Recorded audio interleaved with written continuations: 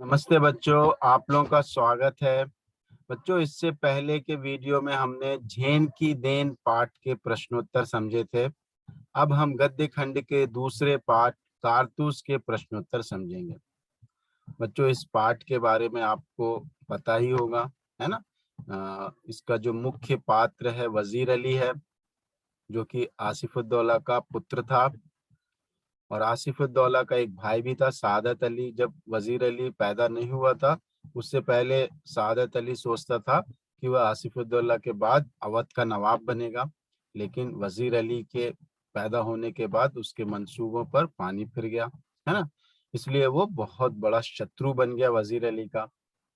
और अंग्रेजों से मिलकर उसने वजीर अली जब नवाब बना तो उसको हटाने के लिए काम किया और बाद में हटा भी दिया।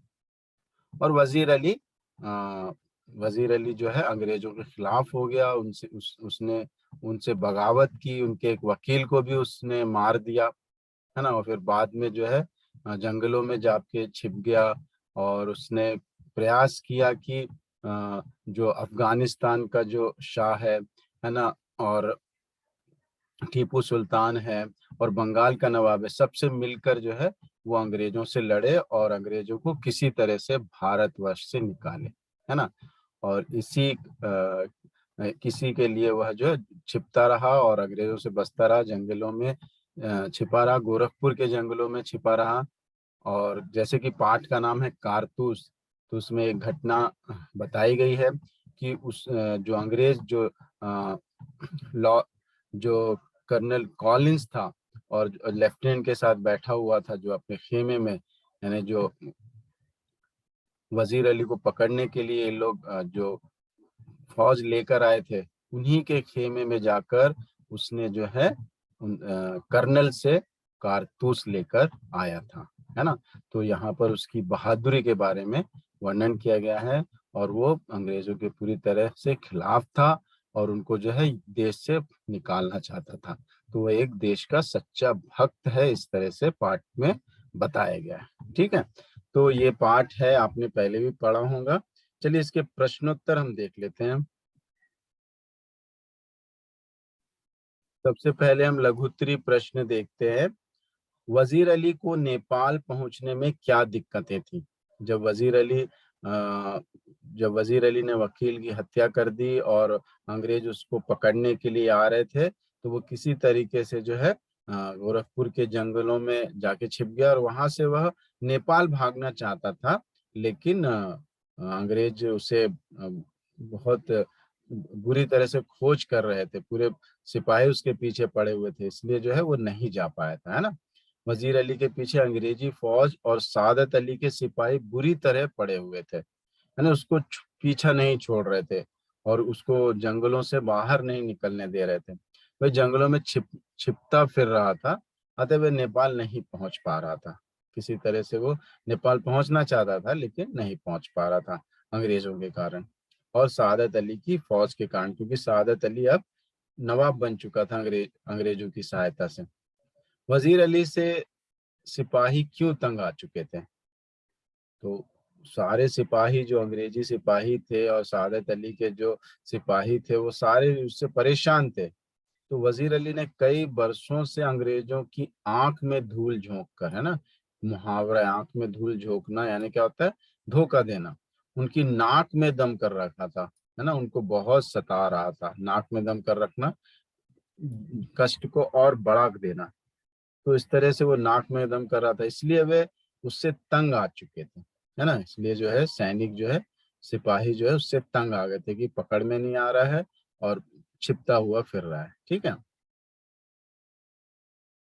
अगला प्रश्न है, कर्नल ने सवार पर नजर रखने के लिए क्यों कहा?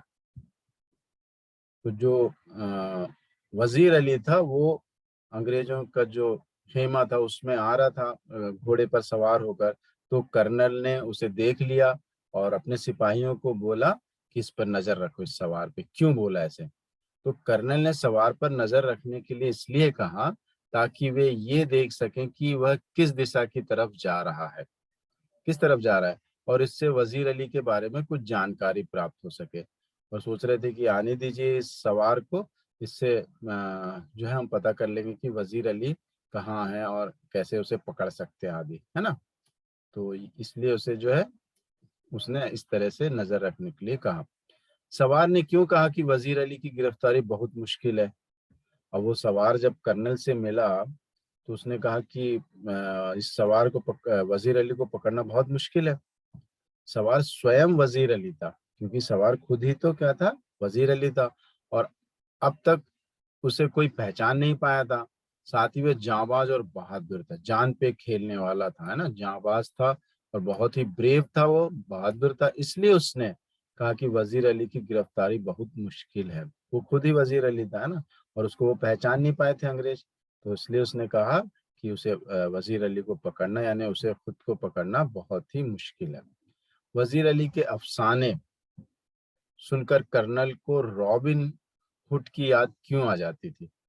अफसाने यानी उसके बारे में जो कथाएं थी, है ना, स्टोरीज थी, उसके बारे में वो सुनकर जो है उसको रॉबिन हुड के बारे में याद आता था कर्नल को। क्यों ऐसा? तो रॉबिन हुड की वीरता की अनेक कहानियां प्रचलित है। तो हमने रॉबिन हुड की बहुत सारी ऐसी कहानियां सुनी है जिसमें उसकी वीरता के बारे में बताया गया है। उसने लोगों की मदद की, गरीबों की, लोगों की मदद की है ना। तो कर्नल को जब भी वजीर अली के अफसाने या कहानियां सुनाई जाती तो उसे रॉबिन हुड की याद आ जाती थी। जिस तरह से रॉबिन हुड ने जो है उस समय की जो सरकार है उनको सताया था और पुलिस के हाथ नहीं लग रहा था, वैसे ही ये अंग्रेजों को सता रहा था। इसलिए उसकी याद आ जाती थी, क्योंकि वजीर अली भी उसी की तरह हिम्मती और दरिया दिल था। क्योंकि वजीर अली भी जो वैसे ही साहसी था और दरिया दिल, यानी सबको मदद करने वाला था। रॉबिन हुड की तरह ही उसे पकड़ पाना मुश्किल हो रहा था। रॉबिन हुड को जिस तरह नहीं पकड़ पा रहे थे, वैसे ही उसे भी पकड़ना मुश्किल था। वजीर अली के मन में अंग्रेजों के प्रति बेहद नफरत थी और वजीर अली जो है अंग्रेजों से बहुत घृणा करता था, नफरत करता था। वो उनके हाथ नहीं आ पा रहा था, बस उसकी साहसिक और रोमांचक कहानियां ही सुनाई देती थी। और वो अंग्रेजों के हाथ नहीं लग रहा था, अंग्रेज उसे नहीं पकड़ पा रहे थे, बस उसकी कहानियां ही बस इन लोगों को इंटरेस्टिंग जो कहानियां है, एडवेंचरस जो कहानियां है उसकी, वो सुनाई देती थी। इसलिए वो उसको जो है सोचते थे कि शायद रॉबिन हुड के समान मानते थे। कारतूस पाठ के आधार पर सिद्ध कीजिए कि वजीर अली एक नीति कुशल योद्धा था, है ना। तो जो वजीर अली है वो बहुत ही अच्छा, बहुत ही कुशल योद्धा था। इसको हम जो है यहाँ पे समझाना है। कारतूस पाठ में हमें वजीर अली में एक नीति कुशल योद्धा के भी दर्शन होते हैं, है ना। अंग्रेजों की पूरी फौज उसे पकड़ने के लिए जंगल में खेमा डाले हुए थी, फिर भी उसे पकड़ नहीं पा रही थी। अंग्रेजी सेना उसे पकड़ना चाहती थी लेकिन उसे नहीं पकड़ पा रही थी। वह अपने जैसी मुट्ठी भर जांबाज साथियों के साथ जंगल में इतनी कुशलता से छिपा हुआ था कि अंग्रेज सिपाही उसका बाल भी बांका नहीं कर पा रहे थे। और उसके पास कोई बड़ी सेना नहीं थी, थोड़े बहुत उसके साथी थे, जांबाज साथी जो उसके लिए अपनी जान भी दे सकते थे। उनके साथ रहकर वो जंगल में छिपा हुआ था और इतना नीति कुशल था, व्यक्ति था वो, इतना एक्सपर्ट था इस मामले में कि उसका बाल भी बांका नहीं कर सके, कुछ नुकसान नहीं पहुंचा पा रहे थे अंग्रेज। अपनी नीति कुशलता के दम पर ही वह बेधड़क अंग्रेजों के खेमे में जाकर कर्नल से वजीर अली को मारने की बात कहकर कारतूस ले आता है ना। तो यहाँ पर वो बिल्कुल डरता नहीं है और अंग्रेजों के खेमे में चले जाता है और वजीर अली को मारने की बात भी कहता है और कारतूस ले आता है, जबकि वो खुद ही वजीर अली है। तो बिल्कुल अगर उसको पहचान जाते तो शायद वो नहीं बचता था, लेकिन उसको नहीं पहचान पाते और वो जो है वो कारतूस ले आता है। कर्नल उससे चकमा खाने के बाद भी उसकी तारीफ किए बिना नहीं रह पाते और उससे चकमा, उससे धोखा तो खा जाते हैं, है ना, फिर भी उसकी तारीफ करते हैं, क्योंकि उसकी बहादुरी इतनी थी कि वो उसको तारीफ किए बगैर वो रुक नहीं सकते थे। इसलिए उसकी तारीफ करते हैं, उससे चकमा भी खा जाते हैं लेकिन फिर भी उसकी तारीफ करते हैं। सादत अली को अवध के तख्त तख्त पर बिठाने के पीछे कर्नल का क्या मकसद था? अब जो वजीर अली है उसके जो पिता का भाई, यानी इनका चाचा होगा, है ना, तो इसका चाचा जो है सादत अली, उसको जो है नवाब बना दिया गया, वजीर अली को हटाकर। ऐसा क्यों किया अंग्रेजों ने? तो सादत अली को अवध के तख्त पर बिठाने के पीछे कर्नल का एक ही उद्देश्य था, एक ही मकसद था, एक ही पर्पस था, अवध की अपार धन संपत्ति पर अपना अधिकार करना। जो धन संपत्ति है अवध की, जितनी भी धन दौलत है, उसको अपने अधिकार में लेना। सादत अली अंग्रेजों का मित्र था तथा ऐशो आराम वाली जिंदगी पसंद करता था। और ये जो सादत अली था वो एक अच्छा नवाब नहीं था, है ना। ऐशो आराम, लग्जीरियस लाइफ जीना चाहता था, इसलिए वो जो है अंग्रेजों का दोस्त बन जाता है और उनके हिसाब से ही चलता है। उसने कर्नल को आधी संपत्ति और 10 लाख रुपए देकर उसके षड्यंत्र में स्वयं को भागीदार बना लिया। और अंग्रेजों को खुश करने के लिए उसने अपने राज्य की आधी संपत्ति दे दिया और 10 लाख रुपए भी दिए, है ना।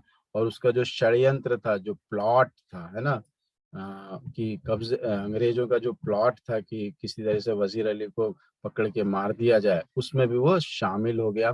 कर्नल का उद्देश्य सफल हो गया। वह सादत अली से उससे कोई खतरा नहीं था, और जो अंग्रेज चाहते थे वो कर सके, इसलिए उन्होंने सादत अली को नवाब बनाया। सादत अली कौन था? उसने वजीर अली की पैदाइश को अपनी मौत क्यों समझा? तो इसके बारे में हम समझ चुके हैं और एक बार पढ़ते हैं। सादत अली नवाब आसिफ उद्दौला का छोटा भाई था, है ना। आसिफ उद्दौला, जब तक नवाब आसिफुद्दौला की कोई संतान नहीं थी तब तक उसे नवाब बनने की पूरी आशा थी। परंतु वजीर अली के जन्म लेते ही उसकी आशाओं पर पानी फिर गया, है ना। तो उसने जो कुछ भी सोचा था वो जो है, उसकी जो योजना थी वो बेकार हो गई, पानी फिर गया, बेकार हो जाना। इसलिए वजीर अली की पैदाइश को सादत अली ने अपनी मौत समझा। तो इसलिए जब आसिफुद्दौला का जो पुत्र वजीर अली पैदा हुआ, तो उसे लगा कि अब ये तो मेरी मौत है। कंपनी के वकील का कत्ल करने के बाद वजीर अली ने अपनी हिफाजत कैसे की? हिफाजत यानी अपने आप को सेफ कैसे बनाया उसने, है ना। तो कंपनी ने वकील का कत्ल करने के बाद, कंपनी के वकील का कत्ल करने के बाद वजीर अली आजमगढ़ भाग गया। पहले तो वो आजमगढ़ भागा और वहां के नवाब से सहायता पाकर सुरक्षित घाघरा, है ना, वहां का जो नवाब था उससे हेल्प लिया उसने और फिर घाघरा पहुंच गया। तब से वह इस जंगलों में रहकर अपनी शक्ति बढ़ाने लगा हुआ है। फिर वो जंगलों में जाकर अपनी शक्ति बढ़ाना शुरू कर दिया। वजीर अली ने कंपनी के वकील का कत्ल क्यों किया? क्यों मारा उसने वकील को? वजीर अली को उसके नवाबी पद से हटा दिया गया। पहले तो उसे नवाब था तो उसे वहां से निकाल दिया गया और बनारस भेज दिया गया। फिर कुछ महीनों बाद गवर्नर जनरल ने उसे कलकत्ता बुलाया। पहले बनारस भेज दिया अवध से, फिर उसको बोले कलकत्ता आओ। तो वजीर अली ने कंपनी के वकील जो कि बनारस में रहता था उसे शिकायत की। तो वजीर अली को सही नहीं लगा, इसलिए उसने जाके वकील से शिकायत की। परंतु उसने शिकायत सुनने की जगह वजीर अली को खूब खरी खोटी सुनाई, बहुत बुरा भला किया, है ना। इस पर वजीर अली को गुस्सा आ गया और उसने वकील का कत्ल कर दिया। तो उसे वो अपना आपा खो दिया वजीर अली ने, और उसे जो है उसकी बात पसंद नहीं आई और उसने उसका कत्ल कर दिया, वकील का। ठीक है। सवार ने कर्नल के कारतूस कैसे हासिल किए? हासिल करना यानी प्राप्त करना, उसको कैसे मिले कारतूस? तो सवार जो कि स्वयं वजीर अली ही था, उसने कर्नल के खेमे में वेश बदलकर उसको अपनी बातों से प्रभावित कर उससे स्वयं को ही पकड़वाने की सहायता देने का जाल बिछाकर बड़ी ही चतुराई से कारतूस प्राप्त किए। तो जो सवार था वो तो वजीर अली था। वजीर अली जो है उसने जो है कर्नल से अकेले में बात की और उससे विश्वास दिलाया कि अगर उसे कारतूस दे देंगे तो वो वजीर अली को पकड़ने में उनकी सहायता करेगा। और इस तरह की बातों से बहुत प्रभावित हो गया कर्नल। उसे लगा सही में इससे हमको मदद मिलेगी, और उसने कारतूस दे दिए। ठीक है। और इस तरह से वजीर अली को कारतूस प्राप्त हो गए, है ना। तो ये उसके कारतूस प्राप्त करने की कहानी है। ठीक है। अगले प्रश्न पे चलते हैं हम। अगला प्रश्न है एकांकी, है ना। जो ये जो एकांकी है, कारतूस, गद्य, की एक शैली होती है, स्टाइल होती है, जैसे नाटक, निबंध, है ना, पत्र लेखन, ये सभी जो है गद्य की विधाएं हैं। ठीक है, कहानी, आत्मकथा, संस्मरण आदि आदि। तो एकांकी भी एक कहानी होती है, एकांकी भी गद्य की एक शैली होती है, जो कि कारतूस जो है एक एकांकी, एक अंक की, एकांकी मतलब, और एक अर्थ इसका होता है एक अंक की। ठीक है, तो नाटक के समान ही होती है, लेकिन इसमें अंतर होता है, एक ही अंक होता है। नाटक में एक से ज्यादा अंक हो सकते हैं, लेकिन एक एकांकी में एक ही अंक होता है। तो कारतूस क्या है, एकांकी है। ठीक है, के अनुसार वजीर अली एक जाबाज सिपाही कैसे था? बहुत ही आसान है, ये तो हम इसके बारे में पढ़ ही चुके हैं, और एक बार पढ़ते हैं। वजीर अली का निर्भयता से शत्रु के खेमे में अकेले जाकर दुश्मनों से ही कारतूस को प्राप्त करना, है ना, दुश्मनों के खेमे में जाना, जहाँ पे दुश्मन है उसको ढूंढ रहे हैं और पकड़ना चाहते हैं, उन्हीं के खेमे में जाकर कारतूस प्राप्त कर लेना, ये आसान नहीं है ना। वकील की अपमानजनक बात को सहन ना करना और उसी के घर में उसकी हत्या कर देना। और एक घटना क्या घटी, वकील की बातों को वो बर्दाश्त नहीं करता है। वकील उसको जब उल्टी सीधी बातें करता है, खरी खोटी सुनाता है, तो उसने उसको अच्छी नहीं लगती और उसे मार देता है। और आजादी के लिए अपने प्राण न्यौछावर करने के लिए तत्पर होना, और अपनी आजादी के लिए और देश की आजादी के लिए जो है अपनी जान भी दे देने के लिए तैयार है। ये सभी बातें उसकी जांबाजी सिद्ध करती है। इससे पता चलता है कि वो एक जांबाज था, यानी अपनी जान दे देने वाला, जान जान पे खेलने वाला एक योद्धा था। ठीक है, सवार के जाने के बाद कर्नल हक्का बक्का क्यों हो गया? सवार आया, उससे कर्नल से बात किया और कारतूस ले गया, तो वो हक्का बक्का रह गया, आश्चर्यचकित हो गया। क्यों ऐसा हुआ? सवार कर्नल से कारतूस लेने में सफल रहता है। कर्नल जब उससे नाम पूछता है तो वह अपना नाम बताता है, वजीर अली, और सामने से चला जाता है। कर्नल हक्का बक्का से उसे देखते रह जाता है, क्योंकि जिस वजीर अली को पकड़ने के लिए वह महीनों से जंगल में खेमा लगाए हुए था, वही खुद अकेले जान हथेली पर लेकर आता है और खुद को मारने की बात कहकर उससे कारतूस भी ले जाता है। कर्नल उसकी जांबाजी से प्रभावित हो जाता है ना। तो बिल्कुल समझ में आया ये आंसर आपको, है ना। नेक्स्ट चलते हैं, उच्च चिंतन क्षमता एवं अभिव्यक्ति।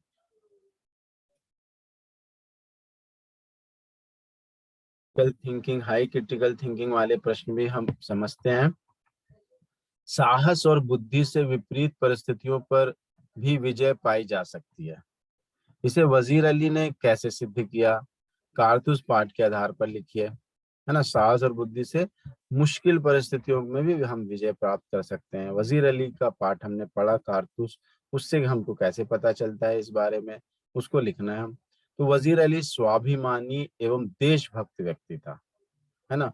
सेल्फ रिस्पेक्ट थी उसमें, है ना। वो अंग्रेजों के सामने अपने बचाव बचाव के लिए माफी नहीं मांगता है ना।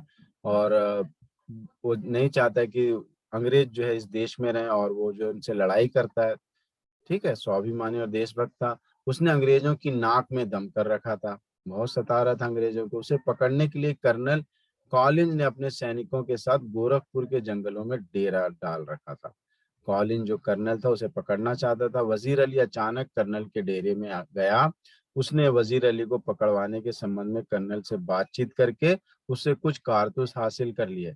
उसने कर्नल को अपना नाम वजीर अली बताया और कर्नल को उसकी जान बख्शने की बात कहकर डेरे से साफ निकल आया। इस तरह उसने साहस और बुद्धि से विपरीत परिस्थितियों पर विजय पा लिया। तो हमने देखा कि किस तरीके से उसने कारतूस प्राप्त की, उसको कारतूस चाहिए थे लड़ाई के लिए, और वो जो है दुश्मन से ही जाके कारतूस ले आया। उससे पता चलता है कि बहुत ही बुद्धिमान था, साहसी भी था। ठीक है, वजीर अली ने अपने स्वाभिमान और देश प्रेम का परिचय किस तरह दिया? कारतूस पाठ के आधार पर लिखिए। तो वजीर अली अवध का भूतपूर्व नवाब था, है ना। नवाब बना, बाद में उसे निकाल दिया गया नवाब, इसलिए हम क्या कह रहे हैं, भूतपूर्व, फॉर्मर। उसमें स्वाभिमान कूट कूट कर भरा था, है ना। वो अपना अपनी रेस्पेक्ट करता था, सेल्फ रेस्पेक्ट, है ना। अंग्रेजों ने जब उसे नवाबी से हटाया और गवर्नर जनरल ने पेशी के लिए बुलाया तो उसे अपना अपमान समझा, उसको नवाबी से हटा दिया गया और उसको आकर जो है मिलने के लिए कहा गया, तो उसे लगा कि उसकी इंसल्ट हो रही है। कंपनी के वकील ने जब उसकी शिकायत नहीं सुनी तो गुस्से में आकर वकील की हत्या कर दी, और वकील ने भी उसकी बेइज्जत की, अपमान किया, उसकी बात नहीं सुनी तो उसने हत्या ही कर दी उसकी। वजीर अली अंग्रेजों से नफरत करता था, उसने अपनी मातृभूमि को अंग्रेजों से बचाने के लिए संघर्ष किया और अपने शासनकाल में अंग्रेजी प्रभाव फैलने से बचाए रखा।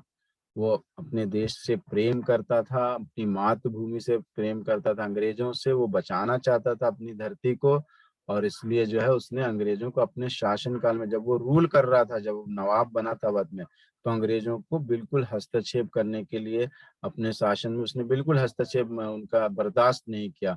उनको जो है उनकी कोई बात नहीं मानी, है ना। उसने अंत तक अंग्रेजों से संघर्ष करते हुए अपने स्वाभिमान और देश प्रेम का परिचय दिया, और जो उसने जो है अंत तक अंग्रेजों से संघर्ष किया, और जो है अपना स्वाभिमान भी कम नहीं होने दिया, और जो है देश प्रेम का भी उसने परिचय दिया। अंग्रेजी शासन से छुटकारा पाने के लिए देश के तत्कालीन नवाबों ने किस तरह संघर्ष किया, इससे आपको क्या प्रेरणा मिलती है? तो उस जो ये कारतूस पार्ट में जो घटना बताई गई है वजीर अली से संबंधित, उस समय और भी नवाब देश में थे जैसे कि बताया गया है इस पार्ट में। तो किस तरीके से उन्होंने अंग्रेजों से संघर्ष किया, उसके बारे में हमको पाठ के आधार पर ही यहाँ पर बताना है, ठीक है। और हमको उससे क्या प्रेरणा मिलती है ये भी बताना है। अंग्रेजी द्वारा तरह तरह के हथकंडे अपनाकर अपने देश में अंग्रेजी शासन का विस्तार किया जा रहा था, ना, धोखाधड़ी आदि जो भी, जैसे भी hook by hook and crook जो है देश को पाना चाहते थे, इसलिए वो किसी भी तरह से लोगों को लड़ाकर, राजाओं को लड़ाकर वो यहाँ पे राज्य करना चाहते थे, राज करना चाहते थे, तो वो जो है कर रहे थे वैसा। इससे देश को बचाने के लिए अवध के बर्खास्त नवाब वजीर अली ने अंग्रेजों से टक्कर लिया, और उस समय जो वजीर अली था नवाब अवध का, उसने लड़ाई की उनसे, अंग्रेजों से। उसने कंपनी द्वारा दिए गए वजीफे को ठुकरा दिया, और जो कंपनी ने जो वजीफा दिया था उनको, जो पेंशन जैसे दिया जाता है, वो उसने नहीं लिया। अंग्रेजों से युद्ध करने के लिए उपयुक्त परिस्थितियां तैयार करने लगा, अंग्रेजों से लड़ने के लिए वो अपनी ताकत बढ़ाने लगा। उसने अफगानिस्तान के बादशाह शाह जमा को हिंदुस्तान पर हमला करने का न्योता दिया। अफगानिस्तान का जो बादशाह था शाह जमा, उससे भी उसने हाथ मिलाया और उसे बोला कि यहाँ पर जो है आकर आप उसकी सहायता करें, है ना, अंग्रेजों से लड़ने के लिए। टीपू सुल्तान और बंगाल के शमशुद्दौला को भी उसने निमंत्रण में शामिल किया, और टीपू सुल्तान और शमशुद्दौला जो नवाब था बंगाल का, उससे भी उसने हाथ मिलाया और उनको लड़ाई के लिए बुलाया। वजीर अली के इस कार्य से हमें अपनी मातृभूमि की रक्षा के लिए सर्वस्व अर्पित करने की प्रेरणा मिलती है। इन सारी बातों को जानकर, ये पाठ के आधार पर, वजीर अली के बारे में जानकर हमें भी जो है प्रेरणा मिलती है कि हम मातृभूमि की रक्षा के लिए अपना सब कुछ दे दें, है ना। अगला प्रश्न देखते हैं।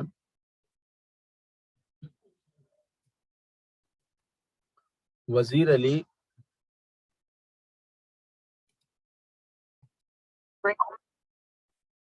तो अगला प्रश्न है, आपसी फूट सदैव हानिकारक होती है, इससे आप कितना सहमत हैं? कारतूस पाठ के आधार पर स्पष्ट कीजिए। तो आपसी फूट यानी हम आपस में ही लड़ने लगे, वो कितना नुकसानदेह है, कितना हार्मफुल है ना। हम यूनिटी में ना रहें तो कितना नुकसानदेह होता है, शत्रु के लिए कितना फायदेमंद होता है। इससे आप कितना सहमत है? क्या आप इस बात से सहमत हैं आपसी फूट बहुत नुकसानदेह होती है?